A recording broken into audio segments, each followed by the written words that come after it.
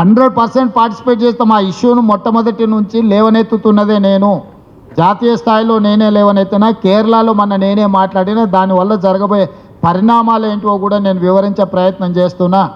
నియోజకవర్గాల పునర్విభజన ముసుగులో దక్షిణాది రాష్ట్రాలకు తీరని అన్యాయం చేసి ఉత్తరాది రాష్ట్రాల్లో వాళ్ళకి పెత్తనం ఉన్న రాష్ట్రాలలో ఎట్లయితే బీహార్కు ఉత్తరప్రదేశ్కు నిధులు కొల్లగొట్టుకుపోయారో సీట్లు కూడా పెంచుకొని బీమారు రాష్ట్రాలు అంటారు వాటిని. బీహార్, ఉత్తరప్రదేశ్, రాజస్థాన్, మధ్యప్రదేశ్ కాల్డ్ బీమారు రాష్ట్రాలు. బీమారు రాష్ట్రాల సీట్లన్నీ పెంచుకొని దక్షిణాది అసలు సీట్లతోని ఓట్లతోనే పని లేకుండా శాశ్వతంగా బీజేపీ అధికారంలో ఉండాలని కుట్ర చేస్తుంది.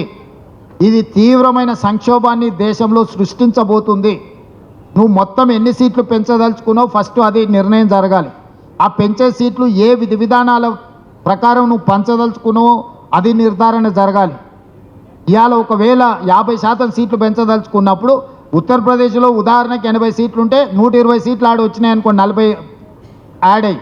తెలంగాణలో 17 ఉన్నప్పుడు 9 యాడ్ అయ్యి 26 సీట్లు తెలంగాణలో పెరగాలి. ప్రపోర్షనేట్గా పెరగాలి. ప్రపోర్షనేట్గా పెరగనప్పుడు 1971 సెన్సెస్ తీసుకోవాలి.